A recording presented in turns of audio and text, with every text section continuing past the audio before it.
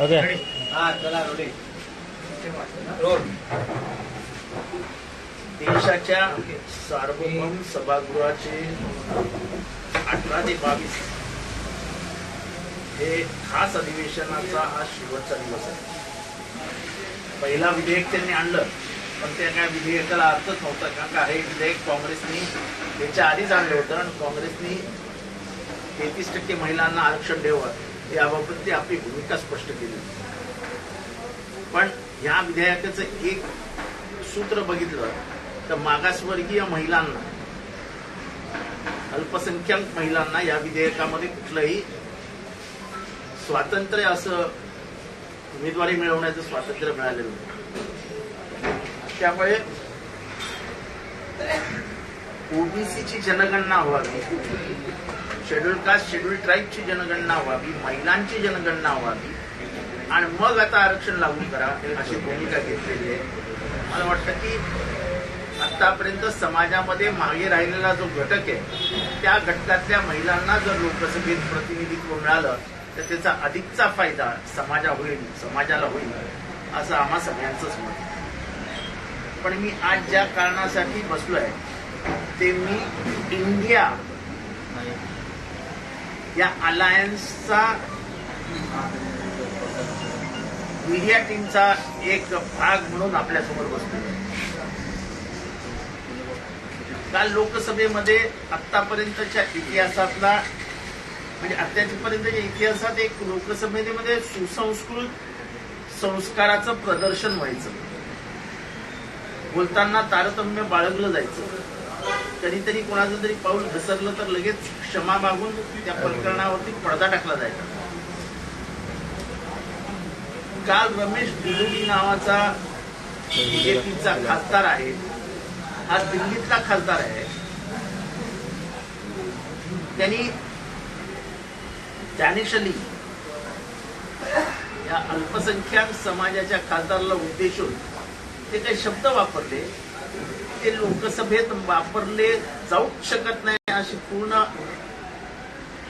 म्हणजे लोकसभाचं संबोधन बघणारे, लोकसभेमध्ये झालेली भाषणारे वाचणारे या सगळ्यांचं मत भाषणात त्याला उद्देशून मुल्ला, कटवा, अतिरेकी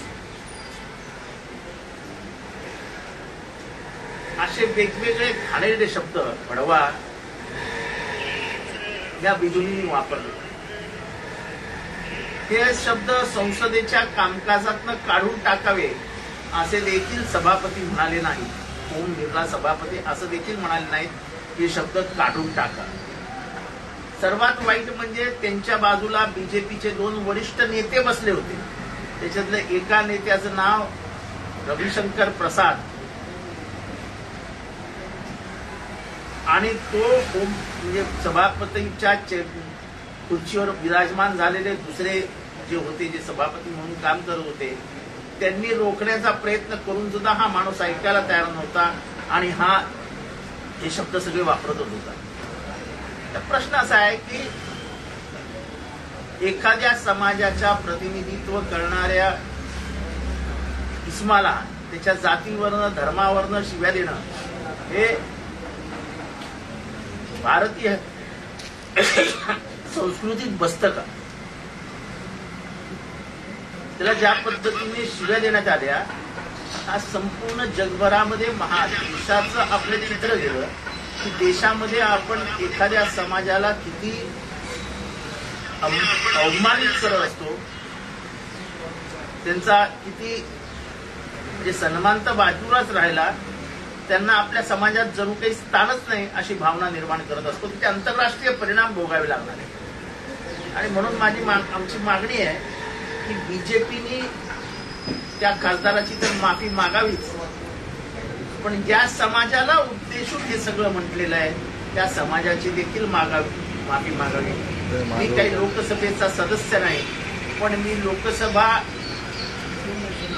जे काही बाहेरनं बघतो, की जे काही टीव्हीवर बघतो, एक विधानसभेचा सदस्य म्हणून लोकसभेच्या अध्यक्षांनी त्यांनी जे काही शब्दप्रयोग केलेत त्याचा गांभीर्याने विचार करून रमेश बिदुरी या बीजेपीच्या खासदारावर त्वरित कारवाई करावी आणि अशा प्रकारचं उच्चार, अशा प्रकारच्या शिव्या या आजपर्यंत लोकसभेच्या पटलावरती, लोकसभेच्या कामकाजामध्ये कधीही ऐकल्या नव्हत्या. त्या या देशाला ऐकायला लागल्यात. या देशाची लोकसभेमधली जर ही भाषणं असतील तर या देशामधला राजकारणाचा स्तर किती पसरतोय हा याच्यावरून स्पष्ट होतो. सर, भारतीय जनता पार्टी के जो एमपी है रमेश बिदुरी जी ने बसपा के जो अल्पसंख्यक खासदार है उसको जो है जिस तरीके से भाषा का उपयोग किया है, यानी निचले सतह पे जाके जिस संसद को हम कहते हैं, ऐसा है कि रमेश केस मराठीमध्ये बाद में पहले मराठी कंप्लीट करेंगे. केस मराठीमध्ये. अरे प्रश्न कर, तोच प्रश्न झाला.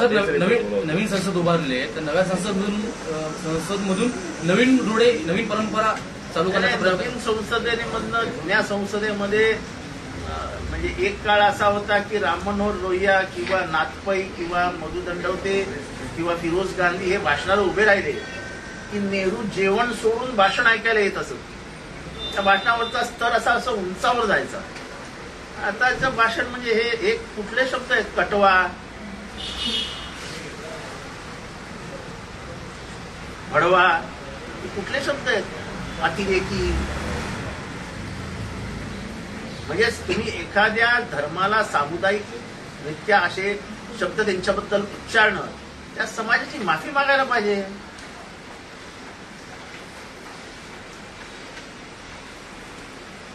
म्हणजे तुम्ही धर्मद्वेष किती वाढवतात.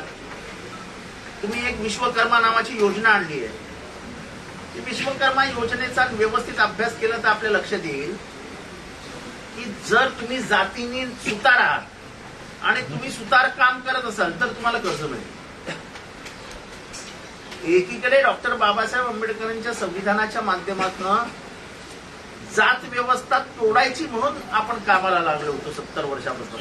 तर जात व्यवस्था मजबूत करायला निघाले. म्हणजे सुताराचा पोरगा सुतारच झाला पाहिजे, त्याचा नातू पण सुतारच झाला पाहिजे तर हे सरकार कर्ज देणार का? सुताराचा नातू जर इंजिनियर झाला आणि फार इलेक्ट्रॉनिक्स इंजिनियर होऊन नासामध्ये गेला तर त्याला तुम्ही मदत नाही करणार. आणि मग याच्यात प्रश्न उभा राहतो की ज्या समाजाकडे व्यवसाय होते त्यांना कर्ज मिळेल, पण ज्या समाजाकडे व्यवसायच नव्हते त्यांना तुम्ही काय कर्ज देणार? मातंग समाजाला तुम्ही काय व्यवसायात मोजता?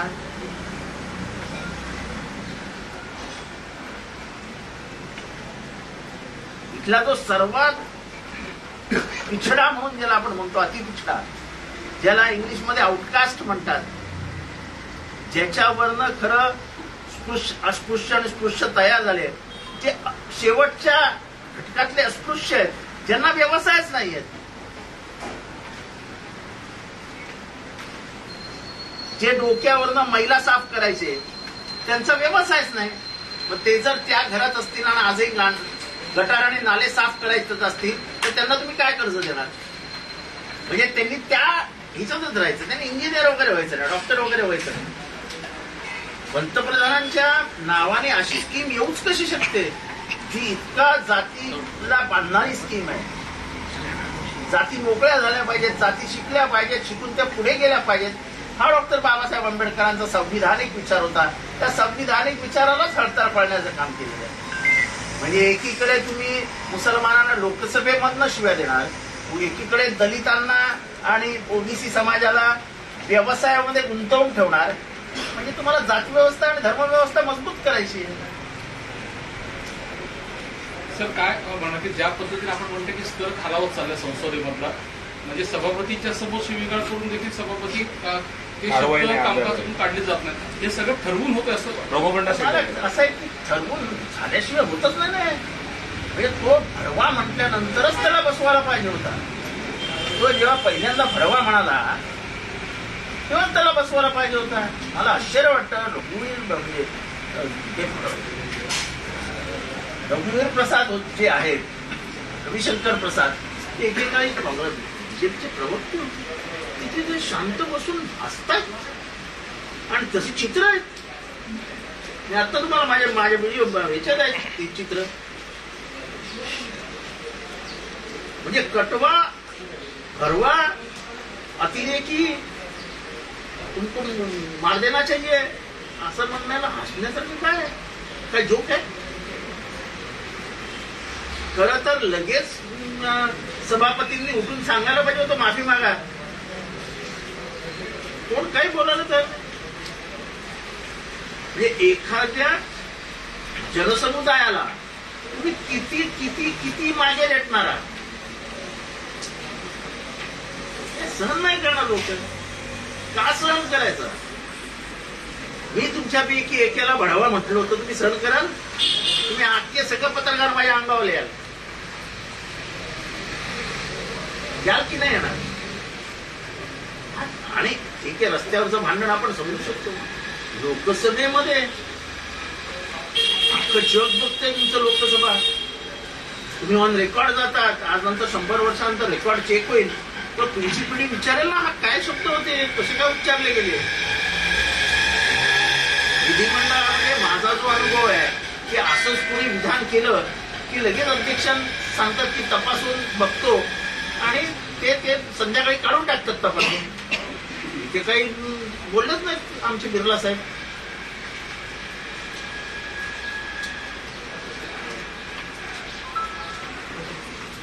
सर, हिंदी में जानना चाहेंगे, भारतीय जनता पार्टी के जो एमपी है रघुवीर विदुरी, जिसने जिस तरीके से रमेश विदुरी जिस तरीके से बसपा के जो खासदार है उनके खिलाफ जो शब्द का उपयोग किया है भरी संसद में, जिस तरीके से ऐसा है कि बहुत शर्मनाक चीज है.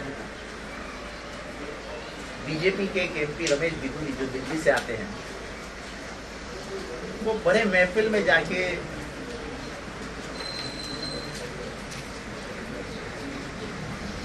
दानिश अली की तरफ देख के भरवा, कटवा, अतिरेकी, आतंकवादी, मुल्ला, इन सब शब्दों का इस्तेमाल करता है. मुझे समझ में नहीं आता है कि उनके बाजू में 2 बड़े नेता बैठे थे. हमारे प्रसाद साहब थे उनमें, रविशंकर प्रसाद. वो हंस रहे थे. एक गालियों में हंसने जैसा क्या है? एक गालियां हमारी संस्कृति का प्रदर्शन कर रहे हैं कि हमारी संस्कृति किस स्तर पे नीचे गिर रही है. लोकसभा जैसे पवित्र मंदिर में, मस्जिद में, चर्च में, तो उससे बढ़कर है, वहां एक आदमी एक जन समुदाय के खिलाफ इतनी गंदी भाषा का इस्तेमाल करता है और हमारे ज्येष्ठ मंत्री हंस देते हैं. बीजेपी ने तो तुरंत बाहर आके माफी मांगनी चाहिए थी. उसको सस्पेंड कर देना चाहिए था. उस जगह पे बैठे हुए जो स्पीकर है, उस स्पीकर ने उसको तुरंत उस संभाषण को रोकना चाहिए था और कह देना चाहिए था कि मैं ये रिकॉर्ड से संभाषण निकाल रहा हूं. कुछ नहीं बोले वो भी. आप यानी पूरे डर का माहौल पूरे देश में तैयार कर रहे हो कि हम कुछ भी बोलेंगे मुसलमानों के खिलाफ आपको सुन के लेना है. ऐसा नहीं हो सकता है. कोई हिंदू उसको पसंद नहीं करेगा. मैं हिंदू हूं, मैं इन सब चीजों को पसंद नहीं करता हूं. तुम किसी को कटवा बोल के, मुल्ला बोल के, अतिरेकी बोल के, भड़वा बोल के क्या साबित करना चाहते हो? तुम क्या बाप हो, क्या मालिक हो क्या इस देश के? इस वक्तव्य को लेकर आप क्या कुछ मांग कर रहे हैं? देखो ऐसा है, हम तो पूरी मांग करेंगे. बीजेपी ने माफी मांगनी चाहिए और हमारे जो लोकसभा के अध्यक्ष है ओम बिरला जी, ये गंभीरता से लेके उस आदमी को कुछ उसके ऊपर कानूनी कार्रवाई करनी चाहिए.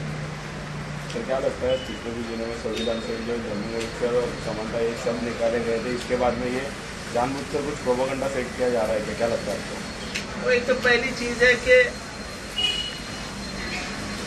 सोशलिस्ट सेक्युलर ये शब्द निकालना ही गलत है. वो संविधान का अहम हिस्सा है. और वो हिस्सा ऐसे ही निकाल देना ये संविधान का ही नहीं अपमान बल्कि लोकसभा का भी अपमान है कि बिना लोकसभा के इजाजत के आपको संविधान का एक कॉमा भी नहीं बदल सकते आप पूर्ण विराम भी नहीं बदल सकते हो। तो ये कैसे क्या बदला गया? ये जानबूझ के बदल रहे हैं, जानबूझ के इस देश का माहौल खराब करने की कोशिश कर रहे हैं। और उसमें सबसे आगे हमारे बीजेपी के कुछ लोग हैं जैसे रमेश बिधूरी जैसे, जो इस देश का पूरा माहौल खराब कर डाले। सर, समाजवादी पार्टी के जो पूर्व सांसद थे आजम खान ने जिस तरीके से संसद में एक महिला सभापति को जब कहा था तो उस दौरान भारतीय जनता पार्टी के सारे खासदार जो उनके संसदा रद्द करने की मांग कर रहे थे। अब रमेश बिधूरी ने जिस तरीके से कहा है अब तक कोई कार्रवाई नहीं हुई।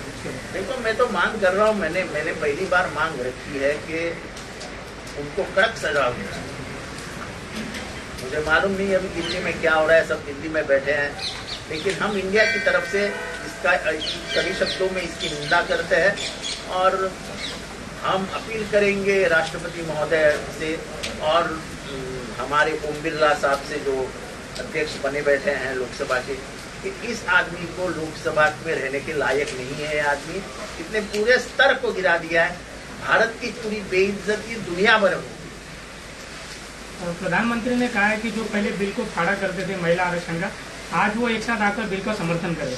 देखो, ऐसा है कि जो फाड़ा करते थे नहीं मालूम, किसी ने फाड़ा वो नहीं मालूम, लेकिन ये बिल लाया तो कांग्रेस नहीं था, पास तो कांग्रेस नहीं करवाया था और उससे सबसे ज्यादा विरोध बीजेपी ने किया ही था। महिला बिल आना ही नहीं चाहिए, ये सोच किसकी थी? ये बीजेपी की सोच थी। ये अच्छा है कि 9 साल में तुम्हारी सोच अच्छी हो गई, अब तुम बोले कि नहीं महिलाओं को आरक्षण मिलना चाहिए, तो हम तुम्हारे साथ हैं। प्रधानमंत्री ने ऐसा भी कहा कि बहुमत वाली सरकार हो तो बड़े से बड़ा फैसला भी जो है आसानी से लिया जा सकता है। एक उदाहरण हमने आज दिखा दिया। उदाहरण क्या दिखा है? हमने समर्थन किया है, हमने की कोई बहस की क्या? क्योंकि हम चाहते हैं कि जिस समुदाय, जिस जाति समुदाय, जिस जन समुदाय में 50% एक समाज का एक तबका है उसको आरक्षण मिलना ही चाहिए, तब समाज आगे बढ़ेगा ना। महिलाओं का 50% हिस्सा है ही ना समाज के प्रतिनिधित्व में। सर, महाविकास आघाडी सरकार असताना देशात पुढे एक घटना घडली की आंदोलन होती म्हणजे सरकारच्या विरोधामध्ये। आता एवढी मोठी घटना घडली, देशाच्या संसदेमध्ये एखाद्या खासदाराला असं अपमान बोललं गेलं, परंतु महाविकास आघाडीतील किंवा विरोधी पक्ष नसेल देशातला तेवढा आक्रमक होताना दिसत नाही। नाही, आता हे कालच घडलेलं आहे, आता लोकांच्या निदर्शनास येत आहे की आम्ही लोकांच्या निदर्शनास आणून दिलेलं आहे। आज नंतर ह्याच्यावरती कोणी शांत बसणार नाही। हा प्रश्न हिंदू, मुसलमान, शीख, ईसाईचा नाही आहे। या देशामधली संस्कृती किती खालावते, या देशामध्ये कुठल्या थोर माणसांनी काय भाषणं केली आहेत, लोक 3-3 तास बोललेत आणि त्यांची भाषणं वाचायला इंटरनॅशनल स्कॉलर्स येतात आणि हे यांचं बिधुरींचं भाषण कटवा, बडवा, अतिरेकी, मुल्ला, आतंकवादी हे काय शब्द आहेत? ओम बिर्लांनी ताबडतोब हे शब्द आज जाहीर करावे संध्याकाळपर्यंत की आम्ही हे शब्द याच्यात काढून टाकले। तर शरद पवार गटाकडून एक आमदार आणि एक खासदार त्यांचं समर्थन अजित पवार गटाला अजून तशी कागद काय आम्ही तरी बघितले नाही। शरद पवार गट अपात्र करा अशी अजित पवारांनी मागणी केली। त्यांचा तो अधिकार करू शकतो। तर एकनाथ शिंदे मुख्यमंत्र्यांच्या बालेकिल्ल्यात आज वेगळी आघाडीची सभा आहे। रोहित पवारांची सभा आहे, चांगलं आहे। तुम्ही जाणार तर सुरुवातीला नवीन लोकसभेमध्ये संविधानामध्ये ज्या काही शब्दांचा बदल करण्यात आला, त्यानंतर लगेच संविधानामध्ये शिवीगाळ करण्यात आली एखाद्या खासदाराला या संसदेमध्ये। तर या संसदेमध्ये आता असं चालणार की नवीन संसद याचा पायंडा पाडत जाणार पुढे, म्हणजे या संसदेमध्ये काय पायंडा पाडला पहिला तर एखाद्या म्हणजे पहिली गोष्ट म्हणजे संसदेच्या सर्वात महत्वाचं जे डॉक्युमेंट आहे संविधान, त्याच्यामध्येच बदल करण्यात आला। त्याच्यातला सर्वात मोठा शब्द धर्मनिरपेक्ष हा काढून टाकण्यात। अजून एका दिवसांनी काय बघायला मिळतं, ते एक खासदार उठतो आणि दुसऱ्या खासदाराला अतिशय खालच्या पातळी फिरोज गांधी, राम मनोहर लोहिया, हेमती नंदन बहुगुणा, टी कृष्णमाचारी, के कामराज, असे देशातनं विविध भागातनं आलेले खासदारांची भाषणं आहेत. आणि पूर्ण देश ज्यांना समजत होता अशा लोकांची भाषणं आहेत. ते दिल्लीतला हा माणूस डॅनिश अली नावाच्या खासदाराला अशा प्रकारच्या शिव्या देतो. त्या शिव्या शोभतात का एवढं मला प्रत्येकाने सांगावं विचार. दरेक राज्यातला प्रश्न सर येत्याच काही दिवसांमध्ये आमदार आपत्ती होणार आहे आणि त्यावर निर्णय पण येणार आहे. मात्र त्यावरून भाजप आणि आपलं बच्चू कडू यांनी आक्रमक झाले. म्हणलं की जर मुख्यमंत्री एकनाथ शिंदेना पदावरून काढलं तर भाजपाला जे परिणाम भोगावे लागतील. आता ते काढणार आहेत की नाही हे बच्चू कडूंना कोणी सांगितलं असेल तर मला माहित नाही. पण त्या 16 खासदारांना आमदारांच्या बाबतीत आम्हाला काय बोलायचं नाही, आम्हाला काय करायचं. ही संस्कृती भाजपने रुजवली आहे. ती मात्र महाराष्ट्राच्या राजकारणाला काळीमा फासणारी आणि महाराष्ट्राच्या राजकारणाला डबघाईत नेणारी आहे, तेवढं मात्र निश्चित. ओके.